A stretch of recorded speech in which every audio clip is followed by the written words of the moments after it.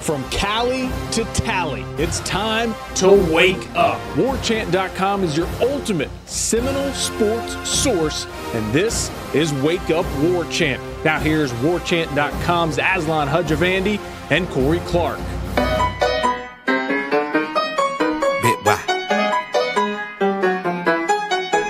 If it's all right, I want to kick it with you all night. Wake up! Friday edition of the program. We're all here and accounted for, ready to rock. Wake Forest game is tomorrow. I'm stoked, but even more so than that is I get to spend an hour of my day talking to Corey Clark over the internet. Corey, how are you? I'm good, buddy. How are you doing? Good. Actually, no, I'm not doing good. This team needs 15 practices for the bowl season. For sure, right? The whole added benefit of making it to a bowl game, not only keeping your dignity as a Florida State fan, keeping these streaks intact, but also 15 more practices for this team to, come together even more and learn this scheme, this lethally simplistic yet difficult scheme.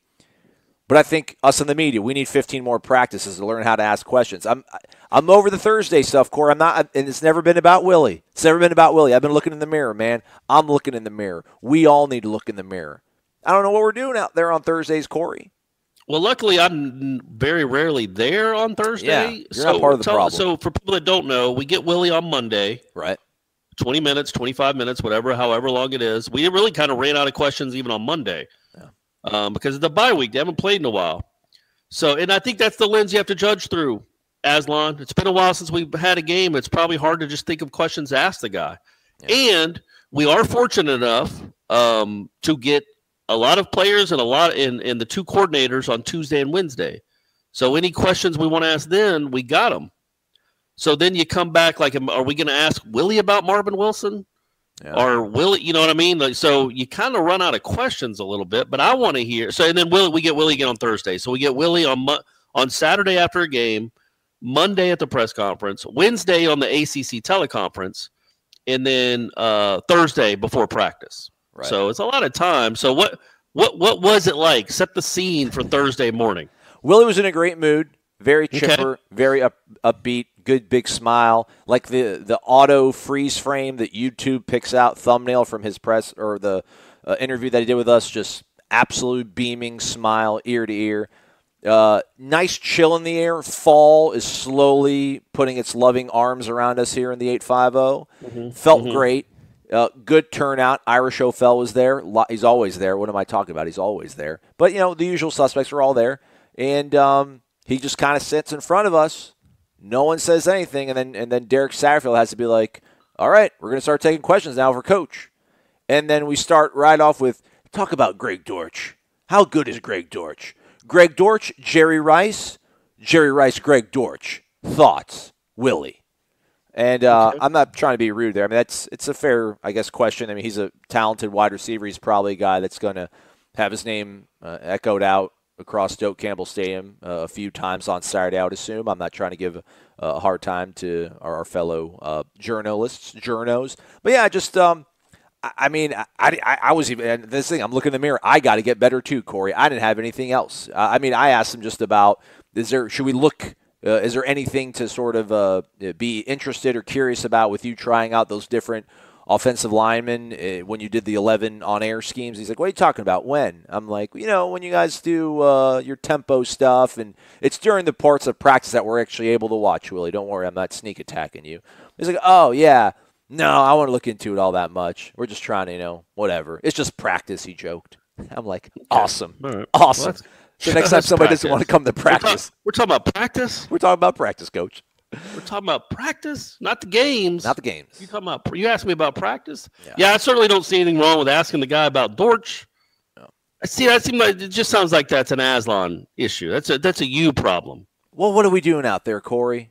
What are we doing out there? You're allowed to ask the head coach about a great player on the other team. Oh, I'm actually. I bet Willie will be asked about that Clemson defensive line next week. Yeah.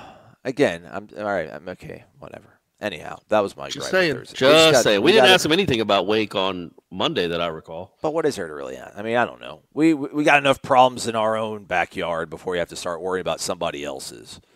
So, yeah, that was that. And, yeah, he's excited. Good. Good. I think we're all excited. Homecoming. Yeah. Hope everybody's coming to the game, coming home. Hoco, as apparently it's. By the way, did you know this? Was this your generation that started calling it Hoco? Hell no. Good, because I got on Facebook, I think it was Saturday night, and I was looking at it actually with Stephanie. And, most of the people that I'm friends with on Facebook are in Georgia, up here where I live. And it was Hoco for the local high school here, Mill Creek High School, one of them, the biggest one. And so all of a sudden I see all these posts on Facebook about Hoco 2018. And I'm like, what? Is this a Mill Creek thing? And Stephanie's like, oh, no, they do it all. It's all on my Facebook, too, for all the ones in Florida. And I'm like, what are we doing as parents? Because it ain't kids making these posts on Facebook. Lord knows high school kids haven't been on Facebook since it was invented. They certainly aren't now. It's just for us old folks. But Hoco? Come on, man. That's just ridiculous that parents now are hashtagging pictures on Facebook with Hoco 2018. Like they're 15 years old on Snapchat. Guys, I know there's somebody out here listening to this that has posted something with a hashtag Hoco for homecoming. Don't do it. Don't do it. Let's take the word back. Otherwise, you better start calling homework Ho-wo. And I'm out. Well, then it got Natty, and then Natty too, which is never. Yeah, well, and a guy posted on because I said that on Facebook, and he's like, "Yeah, I also get tired of people calling it the ship, or the chip instead of the championship. It's now just the ship." Yeah. Or Natty. Yeah, it's like, man, what, these aren't cooler. These aren't cooler phrases, cooler expressions. Hoco is dumb because it lends itself to like that first part of the word. It's dumb. All of it's dumb. Can you imagine Keith Jackson, and with that touchdown, they clinched the Natty. No. Big win here for the Seminoles on Hoco. 1996 Hoco. Whoa, where did that come from, Corey? Was that good? Is that pretty good, Keith Jackson? Yeah, I can't do it once. I can only do it once. Dude, that was solid. We have it on tape. I'm trying to work on that. I got that and my Liam Neeson. And my John Travolta. We've got that on tape. I like that, Corey. I feel good about that. But, yeah, so actually that was a question. There was a Hoco question. Came from Ira. Ira asked Willie about if he planned on going to Powwow, and Willie said yeah. And then he followed. Shouldn't that be Powo? Powo. Yeah, Powo. And then he's asking Iris, are you going to be there? And Iris like, actually, yes, I am going to be there. I'll be working the concession stands, though, for Leon High girls basketball for my daughter. And then we all had a little good laugh about it. Oh, there you go. Is Ira really doing that? Yeah. Okay, how about this? I'm going to bring this up. This is something we can all talk as friends. I mean, well, look, it's Friday before Wake. We've exhausted everything we can talk about. So Ira, they're having Ira's daughter's basketball team is having a fundraiser to raise, obviously to raise funds. And it's free throws. I guess you donate some sort of monetary value for each free throw made in a 15-minute stretch or something. And so he's like, hey, he texted Tim and I. He's like, would either one of you guys want to donate to Alexa's free throw fundraising? And I'm like, well, yeah, if Alexa reaches out to me. Whoa. Is that not? Is that too much? Well, I know you have a relationship with the show, fella. Well, yeah. I mean, I've literally known Alexa since she was born. Yeah. And I mean, when Molly was born, her older sister, I was in the hospital. So, I mean, I have a relationship with the family, and it's like, hey, man, and she's not 9. She's 15 or 14 or 15 or 16. So I thought that's not too much to ask for Alexa to like reach out and text me. Yeah. Hey, Uncle Corey, can you help out? Yeah, just something like that. That's all. Well, I actually asked for a video, and I thought that was creepy. That's a little. I'm like, it could be a video of her shooting free throws. I just want her to be making the effort, not the dad, because what I see a lot, and again, I'm a dad with certainly not any of the answers, but when it comes to Girl Scouts and fundraising for baseball, to me, it always seems like the parents are doing all the work. Dude, it's been like that. I was actually thinking about that the other day for some reason. I remember like the fundraising stuff we would do in elementary school just for like the random school, like some big random cookie company would be like, all right, here's a catalog. And this is back in the day when you'd have to go door to door and start knocking on people's doors and be like, hey, would you like to buy some candy and cookies or whatever? And I remember like I'd work the streets, man. I'd be out there pounding concrete, Corey, and I would never win because kids would just give it to their parents. And if their parents worked at a big office building, they would just pass it around the cubicles, and everybody would sign up and order 2 or 3 things, and then I was done. But I was out there working, sweating, man. And then that's probably my first sort of lesson about how the world works and why I've been and the kids that set all these great records for selling cookies, man, they're not doing nothing. Their parents care, and their parents are bothering all their friends for it. So what are they learning if they don't have to do any of the work to do any of the fundraising? So apparently I have to. And then Ira's next suggestion was, well, you could come over to our house and she'll ask you. I'm like, yeah, or you could come over to my house because Daddy's got some money now. Daddy can help the Leon High basketball team out. Yeah. Like just the Al Dunlap, little Dunlap of Leon Athletics. It's right. But yeah, I think my whole vision on this, my whole mindset and perspective on this is framed through, again, the prism of I've probably bought 50 boxes of Girl Scout cookies from Ira over the years. From Ira.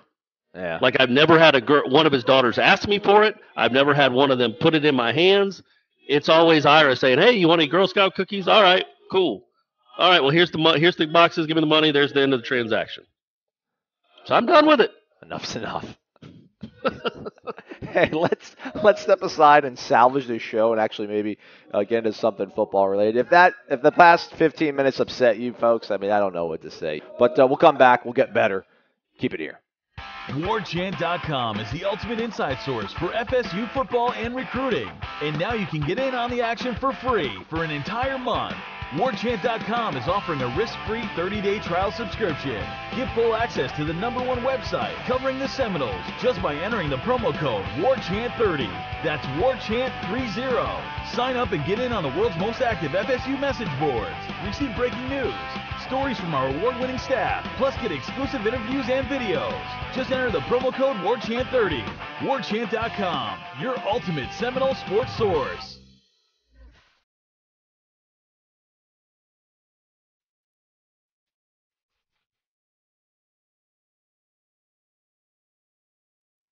Let's try that again. It's Wake Up WarChant. Let's talk a little bit about football, perhaps. By the way, we usually do phone call Friday, but apparently there was something wrong with our voicemail box. I think I need to actually start deleting these things. So, yeah, sorry about that, everybody. But shout out to Terrell from McKinney, Texas, Ray from Largo, our buddy in Carolina and Jacksonville, Too Tall Raider, I think his name, or something, Tar Heel, I don't know. Kyle in California. These guys all left questions and many more from post-Miami and during the bye week, but those questions are no longer timely, so we won't waste anybody's time. But we do see that you called. We appreciate it. Thank you very much. Also, something that we should have mentioned at the top of the show, Corey, and this is serious. This is pretty cool and important.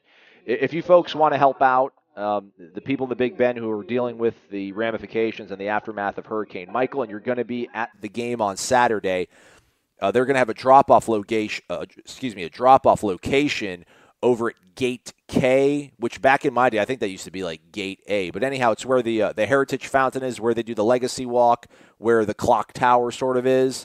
Basically the main gate across from Hauser. That's Gate K. Between 11 a.m. and 3 p.m. on Saturday, they'll be accepting donations. I don't know if they're taking money, but they want soap, shampoo, toothpaste, mouthwash, toiletries, socks, towels, baby products, sanitizing wipes, toys for children, things like that. They'll be more than happy to take from anybody who's willing to give. Again, that's Gate K. I don't know if they're going to take money, but, soap, shampoo, things like that. If you can bring it, it'll definitely go to help out a lot of folks. And then, you mentioned Jarius Robinson, having to talk about that yesterday, Corey. I think he's past $75,000 now. So the Florida State fan base rallying around their own. Really cool to see.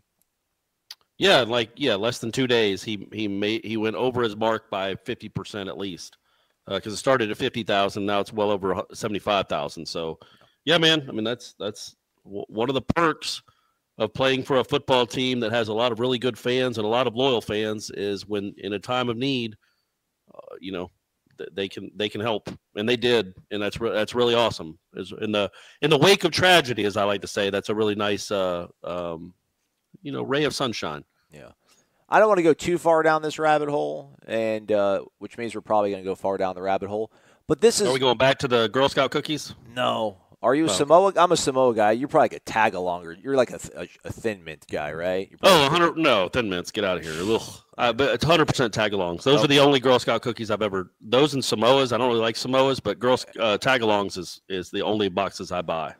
I don't know if I mentioned on the show before, but pro tip, Dollar General actually carries a line of knockoff Girl Scout cookies that are absolutely spot on to their Girl Scout counterparts, and they're only like $1.75. They do have a Samoa. I don't know if I think they have a tag along or what? Peanut butter chocolate ones? Yeah, or no, is it year round? Yes. At least, okay. I was going to say, I don't want to take the, the last segment I was, much of that was tongue in cheek, but I don't want to take the money out of the Girl Scouts' hands. Man, capitalism is how it works, young ladies. Figure it out. Good point. Maybe they should open up their own store more than just once a month. Exactly. There you go. Hire their parents to run it. But I didn't want to go too far down this rabbit hole, but the whole paying the players thing, and I joked about it yesterday, and it wasn't funny at all, and this is not really a joke, but there's so many ancillary benefits you get when you are an NCAA athlete at a prestigious athletic university, or I don't want to say athletic university, but when you play for prestigious programs within the NCAA. If you're a Duke basketball player, and if that hurricane would have devastated your hometown, a lot of Duke fans probably are going to donate to you, despite the fact that there's going to be 3,000 students that also had to undergo that same sort of heartbreak. So, again, I know these kids are putting their body on the line. There's all sorts of people in Indianapolis in really big offices making lots and lots of money. And these kids are just, now they can put cream cheese on their bagels. So that's like a big win for them. But there's so many little things, man, about, I know you're not getting like an actual salary as a collegiate football player, basketball, baseball, softball player. But man, there's certain perks you get that you can't put a price on. There's benefits. It's how it works when you grow up. Certain jobs have good benefits. Like when I worked for TV, I pretty much had a company vehicle all the time. If I dropped my car off to get the oil change, they usually did me before anybody else because they knew I was on TV and they liked me. So, Well, there's plenty of perks for being a football player at a big time university. Yeah. Plenty of them. Yeah. I just don't think basketball belongs in the conversation. It's certainly in a place like Duke because, what percentage of their recruits over the last 10 years didn't go make a lot of money playing professional basketball? Like 8%, right. Yeah. 4%. Like they all go make money. The guys on Duke's team this year are all going to be millionaires if they're not already. If you follow this lawsuit in New York, they're going to be millionaires in 8 months. So you don't really feel bad for them. The difference is how many guys has Florida State had drafted the last 3 years?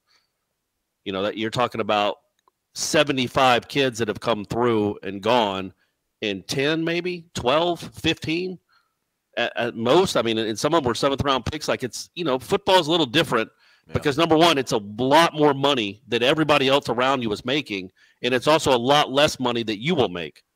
Right. I'm still, I don't know where I stand on it because again, we talked about it on whenever that was, Monday or Tuesday, like Auburn's really good. Gus Malzahn's buyout is $38 million. And there's serious discussions apparently that they might just give him $38 million to not coach. Meanwhile, what percentage of those Auburn kids, when they're done playing football, have a chance to make even six figures if they're not good enough to make the league? People that make six figures, they're rare in any walk of life. So it's just odd to me that the money is everywhere except for the guys that actually on the field. Now they do get their benefits, but it's like, I think what it's come to, man, I think I had this realization that, all these football, the football super duper mansions that they all want to build, it's almost like they're trying to wring their guilt because it's ridiculous. Like, okay, we can't pay them, but let's give them a 24-hour barbershop and a chocolate fountain and a water slide that they can go play with at any time. Let's give them as many benefits as possible without actually paying them. Yeah. And it's just odd. It's odd. But I don't know what the problem is, how do you do it? Who gets the stipend? Does, Cam Akers get more than Abdul Bello? How do you decide who gets what money? Is it just a flat rate? That's the thing that has to be discussed if it's ever going to be discussed. But again, I think there is a tipping point, man. We talked about it, and I don't like the Kelly Bryant decision at all. But all these kids now have agency, and they can leave when they want to leave with almost no repercussions. They can go kind of anywhere they want because, heaven forbid, their coaches have been doing it forever. And also the kid at Ohio State, he's hurt. All right, well, I'm done. I'm bouncing. I'm getting ready for the draft. You guys, good luck. the shift of the sport is changing, and it's probably been long overdue. Where for so long these kids put loyalty and program before everything else. Meanwhile, everybody else got rich but them. Well, now they're like, no, I'm taking care of myself. Excuse me. So, I don't know what they can do, but we don't need to get on in too deep a rabbit hole. But it is a enormous business, a multi-billion-dollar business, where the labor isn't free, but it's not anywhere close to proportional for what they should be paid, commensurate to what the defensive backs coach is paid, or the AD is paid, and all these stupid bonuses, performance bonuses that all these coaches get on the backs of players. Anyway, until they figure out a way to like curb the spending because it's out of control, then these colleges are just going to keep spending more money on coaches and football mansions and not on the actual players. Real quick, I think the Nick Bosa thing is way overblown because he's not going to be coming back till December if everything goes right on plan. And then what? He's going to go right back into the fire in a playoff game, a semifinal. I don't think. Oh no, I'm not. I don't criticize the kid at all. I mean, you can also rehab around teammates, but I get it, man. If he's not going to play again, then he's not going to play again. I think there was a kid that did it. I think Miles Jack might have done that. Somebody got hurt and just bounced and said he's leaving the program a few years ago and went and got ready for the draft because he was out. He was done for the year anyway. So again, I'm just telling you, like, it's going to get to a point pretty soon where it's not going to just be guys skipping bowl games. It's going to be guys skipping Florida games. Ugh. And it's just going to go down the line. Like, why am I going to risk my body for a 5-6 football team? I'm not going to be playing in the bowl game anyway, and I've got to worry about my family and being healthy for the combine and the draft. So, and I don't is it, it pains me. It kind of it's not fun as a college football fan to see that, but I certainly understand it. And I just think it's going to be more and more like that, man. These kids are taking ownership of themselves and their lives because the way that sport is structured, it makes more money than any sport by far. And yet it has by far the worst contracts. Devontae Freeman got so lucky that he signed that deal when he did, but it's got by far the worst contracts. Yep. And so, it's got the shortest lifespan, the shortest career span by far, and lifespan probably, but the career span by far. So why risk it if you don't have to? So I guess that's what these people are doing. Like, do you think these guys are doing? Do you think we get to a point if, say, Levante Taylor picks off, Trevor Lawrence twice in the Clemson game, picks off the Book kid from Notre Dame, or whatever. What's his? It's not his name, not Book. What's his? Yeah, last, that's his name. Like, say, like Levante goes on a tear here. We're against, Clemson, Notre Dame, not primetime games because that Clemson game's at noon. But, like, he goes on a little tear there and starts picking some balls off, creates a fumble or two, maybe scoops and scores a fumble. I mean, will we ever get to a point where certain players are like, you know what, I got enough tape. This team's this team's 9-3. What's the point of me playing two more? I wonder if, like, we're ever going to get close to that point, too, where kids just realize, I am who I am. I've got enough good stuff on tape. Because apparently, listen, like, no one, there was no collusion. People snapped at picking up Leonard Fournette in the draft. Nobody was hesitant on Christian McCaffrey. Those guys went first round. So if meanwhile, Dalvin actually played in his bowl game and played well, and was still a second-round pick. So that's a scary thing to me. Is, I mean, not even injury or you talk about skipping the Florida game. If you're 5-6 team, maybe if you're 10-1, I mean, who cares? I mean, you probably might not make the playoffs. The difference you hope is that if you're still chasing a championship, then that's different than just playing out the string. Yeah. Or playing in a meaningless bowl game. But I just think it's not that slippery. It is a slippery slope, and it's not that far a stop down the hill from, well, it's a meaningless bowl game, I don't want to play in it, to, well, it's a meaningless game against Boston College. We're not winning anything. What do I care? Why am I gonna risk myself? That's kind of where it's going to, maybe to the point of it's just a junior year. I've already got 2 years on film. Right. Why would I do this to myself? Especially if you're like a running back, because running backs just take such a beating. That position, maybe linebacker, those positions are just you. I feel like you only got so many at bats in your body. So why waste a whole year I'm saying from their point of view, why give a school a whole year for essentially free to have my body battered and bruised and maybe risk millions of dollars down the line? Yeah, that's fair.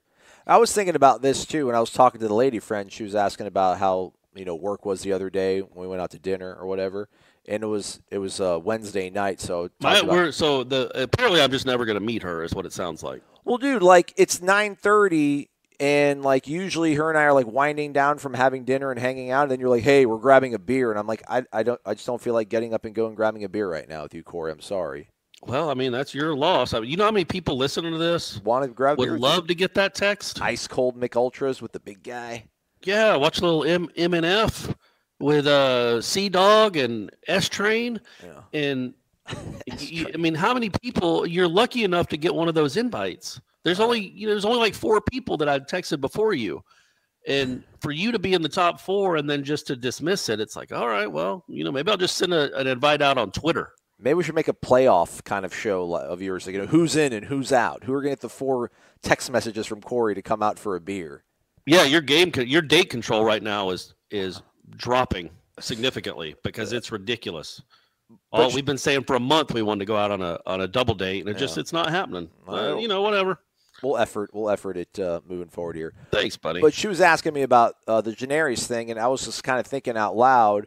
I mean, the comment he made about he didn't rush back, but he knew he had to get back to his team and playing football because for him, football is a way to help his family get back on their feet. And I'm like, man, that's just so much pressure you're putting on yourself. I mean, how many kids that are draft eligible can like say that and sleep well at night? Be like, yeah, I'll be good. I'm going to get drafted in the first round, and this is going to help my family. And I wonder if like Janaris is that much closer now to maybe declaring. Like if he, I don't know if he feels a pressure now to get that clock started, get in the league, and start getting some real tangible money as opposed to free meals and backpacks and Nike gear after something like that happens. That's the thing, though, and that's the argument I made last year. And On Tate, quite frankly, got lucky. I don't think he's played it down this year, but he's on a roster. I don't know about Rick Leonard. I don't know if he's played. I don't know what these guys are making. I know Jalen Wilkerson isn't getting paid to play football. And it's like, what if you're not guaranteed to be drafted, which obviously if you're drafted late in the 7th round, you're not, or not drafted at all, then what's the rush? Like, my point is you do get free board. You get free room and board. Like, it's out in the real world. You have to pay for your own rent and meals. It sucks, especially when you don't have much of an income. And trust me, my first job in this industry, I got $320 a week. It sucked. Mm-hmm. But I and I had to feed myself, and I had to, shelter myself. So it's really hard to make, to live like that. So if you have a year left and you're not going to be drafted, or you're going to be drafted late, you haven't put anything on film that would make you draftable. And you can't just have some grade D agent tell you, yeah, man, you could probably be a 3rd round pick if you come. You've got to get good information, no matter what your family situation is, because if you don't get drafted, the family situation just gets worse because now there's somebody else that you have to figure out where you're going to live. And so if you get to live off campus, pretty nice place, you get room, you get food for free. Up until this year, you got your car valeted before practice. Good times like that, man. Got a lot of people cheering for you. Could pursue an education, get a degree. It just, unless you're going to, I get it, man. If you're going to be like Josh Sweat, wasn't he drafted in the 3rd or 4th round, something like that? 4th round, I think. Like even that, I get it. Like I think he coof have come back and made himself a good bit more money, but I get it.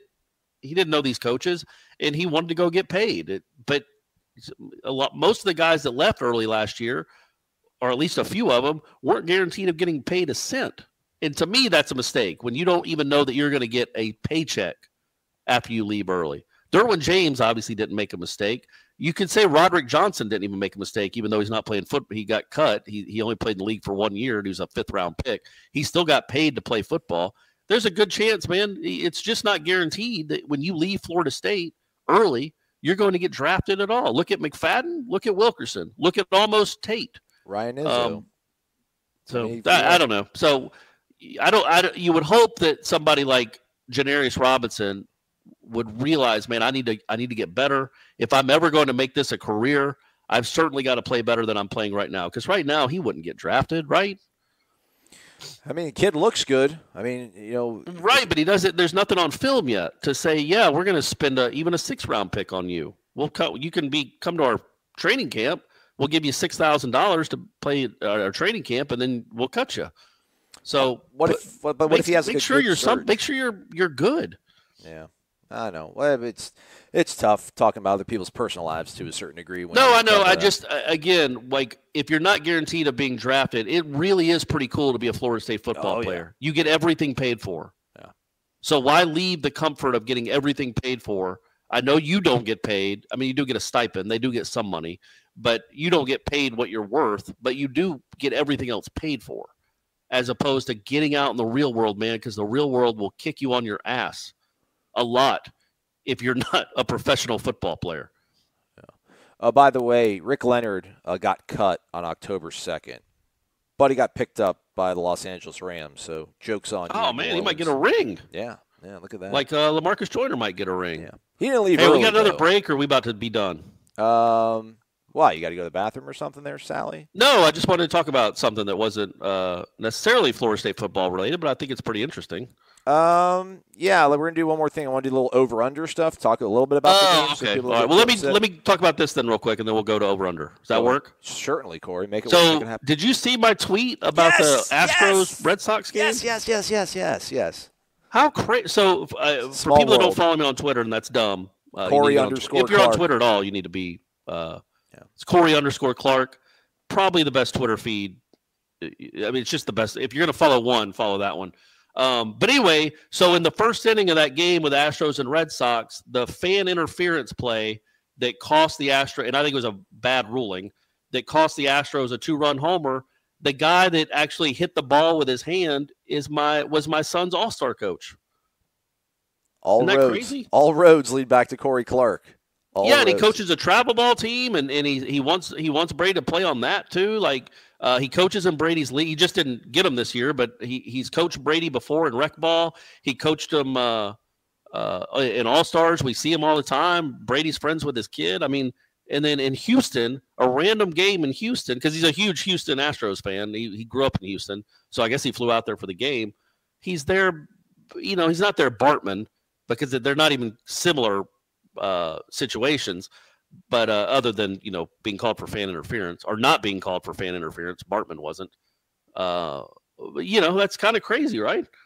That's incredible. I mean, so the stupid algorithm with Twitter, sometimes things come out of order, but I saw you tweeting things about he's going to get roasted, but he's a good guy. I thought you were being sarcastic, like, what an idiot, but let's not be mad at this guy because I'm sure somebody's going to try to save him and be like, he's a nice guy. I know who he is. Don't be mean to him. And then you're actually being that guy. You're like, listen, everybody relax. I know this guy. I literally knew this. I know this guy. He coaches my son. He's a really nice human being. He's an Astros fan. He's probably killing himself right now. But also, I was thinking about that, and it's not anywhere close to Bartman. Yeah. Because, Bartman, number one, the Cubs were in the field. He cost Moises Alou an out. Yeah. By reaching out. All I won't say his name. I mean, you can look on Twitter and find his name. But all Brady's coaches did was try to help his team.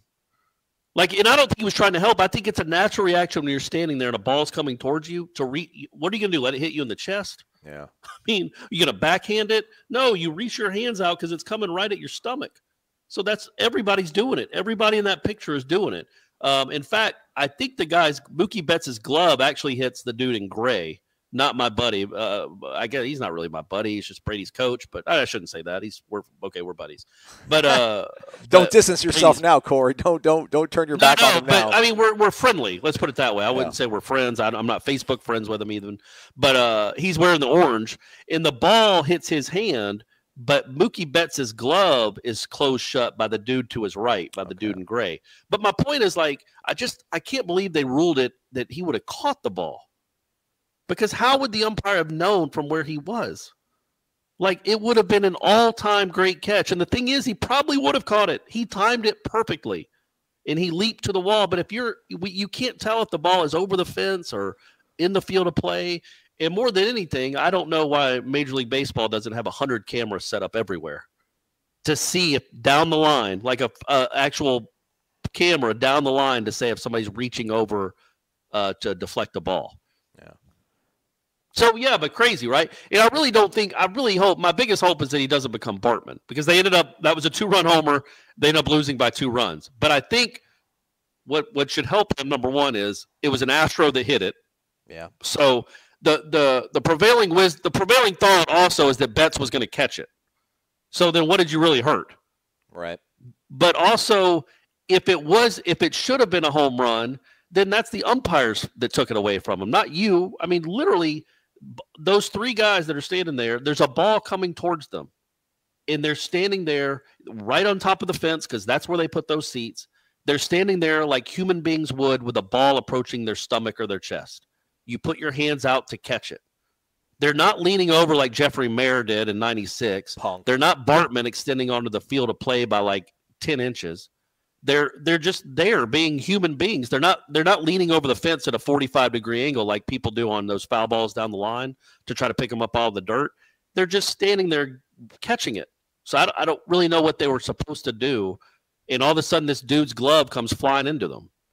And the Red Sox won. So, yeehaw. Just go ahead and give them. The Brewers and the Dodgers aren't going to be able to hang with them. It's going to be a loud. No, man, it's been the Astros are great, man. Yeah. They're fun to watch. It's just, man. The Red Sox are a machine. Yeah. What can you do? But anyway, a little taste of fame there. Yeah. Like, they call it the Bartman game. I don't think they're ever going to call it the Brady's coaches game.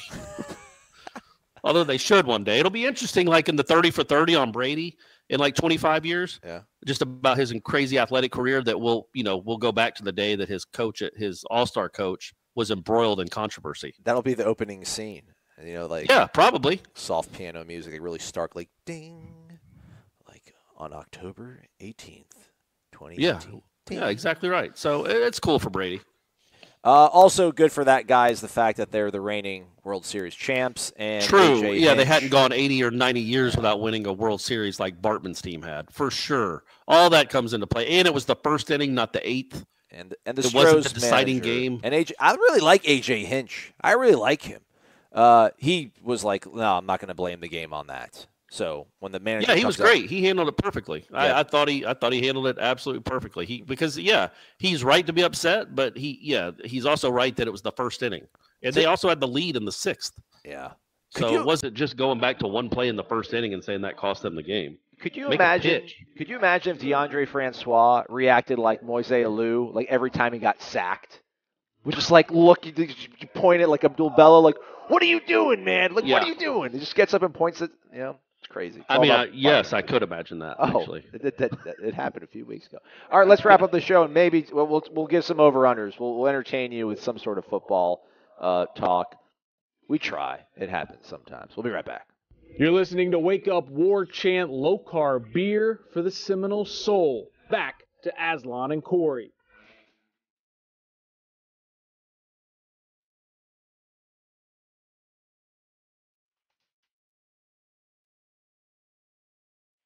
All right, last segment of the week. Let's finally maybe get to football. There was one question that was stuck at the bottom of the mailbag, Corey, and by bottom of the mailbag, I mean it just came in too late. We'd already recorded. But anywho, it came from Doke FSU 1.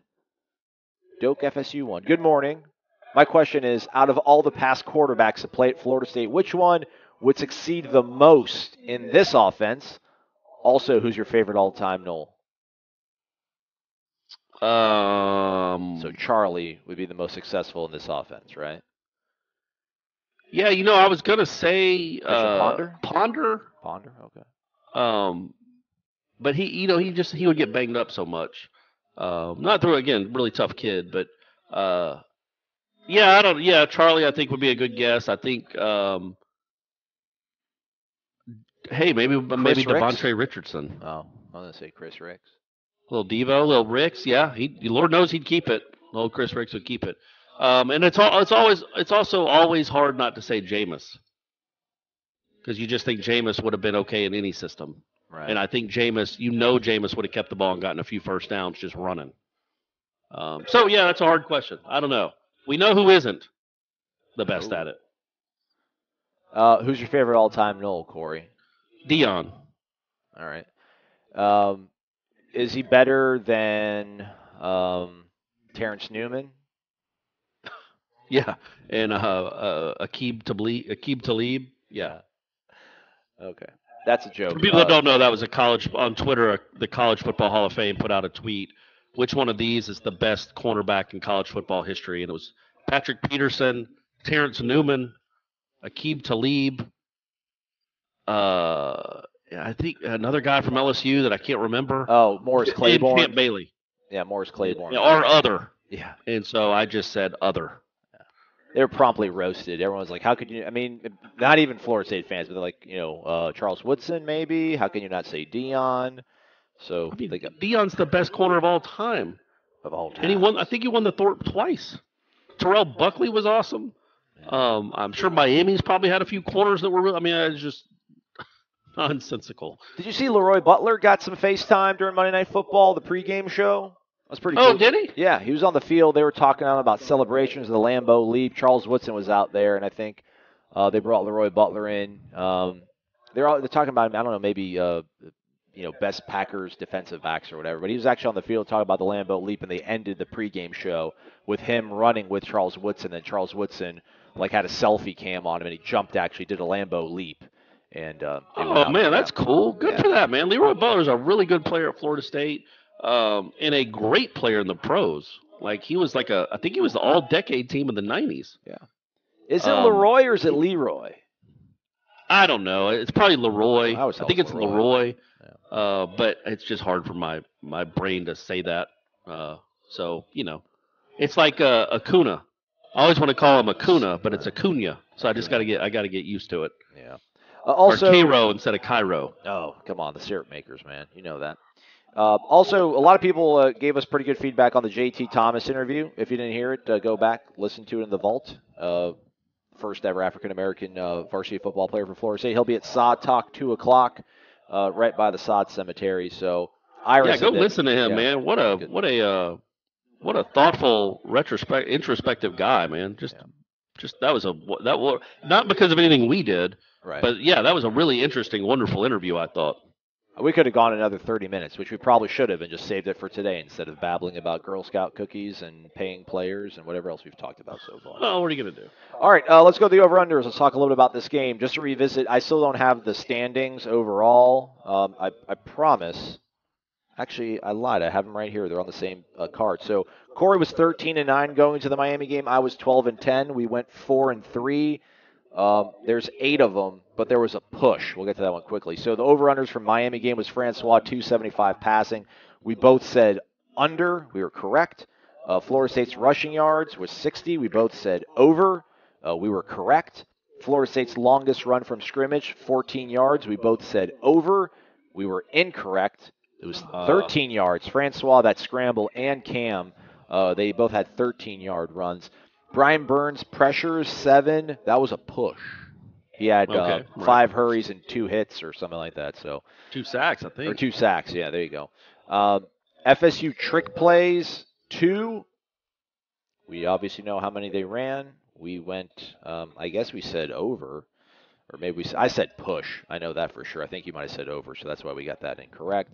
Number of sacks on DeAndre Francois, 3.5. We both said the over. We were correct. Number of times the TV broadcast mentioned the turnover chain was 5. I don't even remember how many times they said it, but I gave it as correct to both of us. And then the over-under was 48.5. We both said under. We were both incorrect.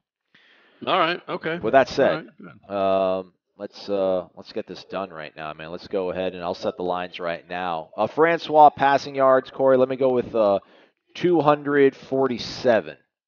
Over. Okay, over. Yeah, I mean, he's going to have 2 bombs to Maureen Terry, which is going to put him over like 120 yards. You want my thinking real quick? Please. So the last time Wake Forest played, I think it was the last time, was against Clemson. They lost 63-3 and gave up like 460 yards rushing.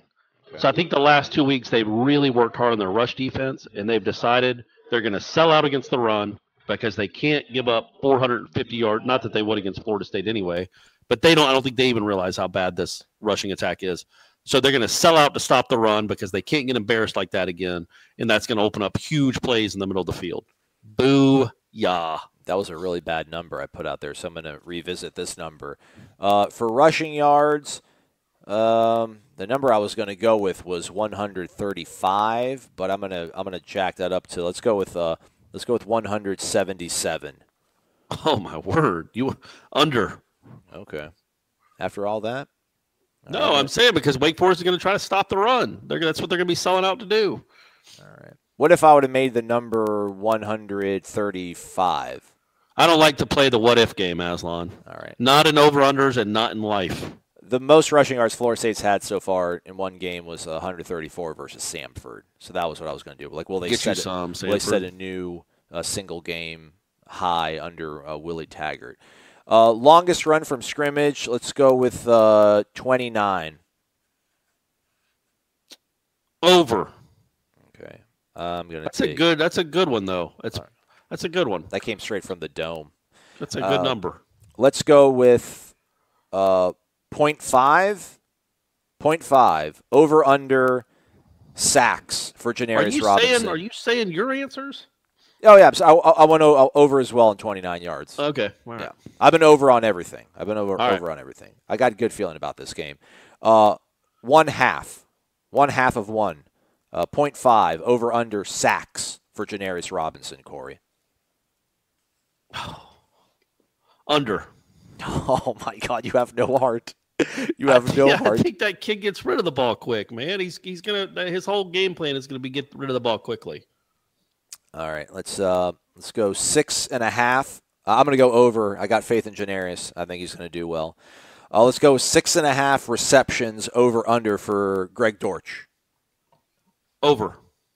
Okay, I'm going to say under. I think 6. I think 6 will be the number. Okay, all right, okay. Over under 1/2 passing attempts for Cam Akers. Under. It's not going to happen. I agree. I don't think it's going to happen. He's just going to be churning those legs. He's going to be running for over 29 yards on one carry. Yeah. 2.5 over under sacks on DeAndre Francois. I'm going to say under. I'm going to say over. Okay. Let me see how many that is. 1, 2, 3, 4, 5, 6. Oh, by the way, I know their defense is terrible, but they do have a guy that's like 4th in the nation in QB pressures. Really? Yeah. Just throwing that out there, buddy. He's right. he's no Brian Burns, obviously, but he's in there in the discussion. He's like 5 behind Burns. Comrade Burns, because he's from Moscow. All right, and then let's go to like an official thing here. 59.5 total points scored. That's the number from the Westgate in Las Vegas. Over under 59.5 total points scored, Corey. That's a good number. Yeah. They know what they're doing out there. I'm going to say over, but I'm not confident in it. I feel pretty confident in every one of my other answers, except for maybe the 29-yard rush. But I'm going to say over, but not very confidently. It's like all right, so Florida State gets 38. I mean, will Wake put up 21, to make it an over? 38-21, I'm going to go under. I think Knowles win big. I just don't think Wake's going to be able to get a lot done. You're looking at like 53-3. There you go. There you go. Okay, I see you. Go. So to update the standings, once again, Corey is 17-12 on the year. I am 16-13.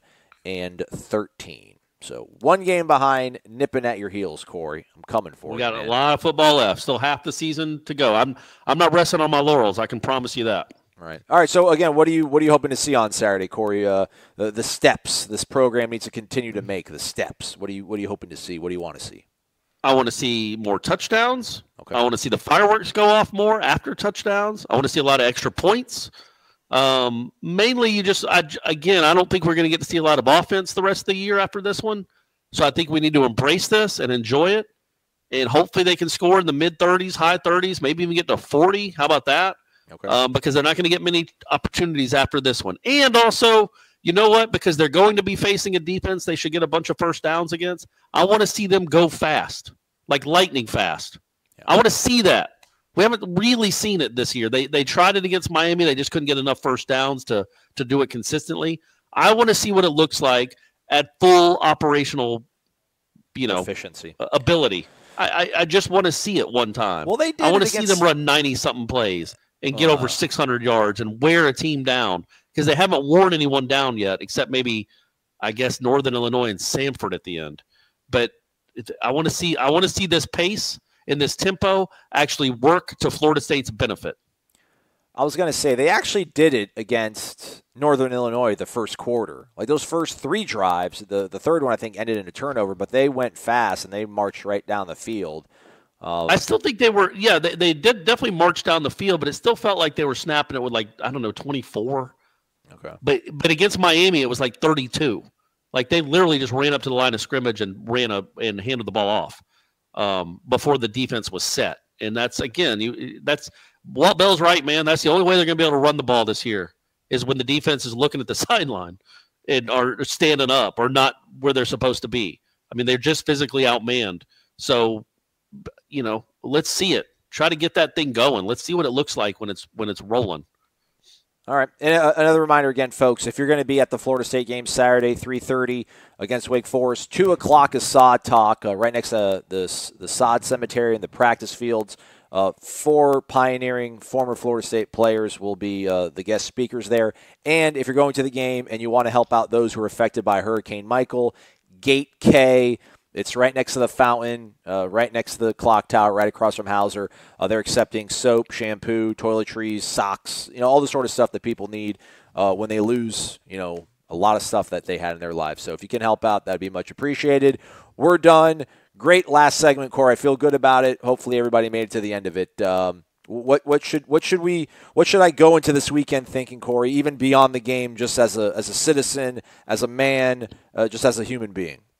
Well, first off, I would like to say I want people to know that I spend hours writing this stuff down every Friday. Like I get up early in the morning, get to my word processor, and really just let it loose from the heart.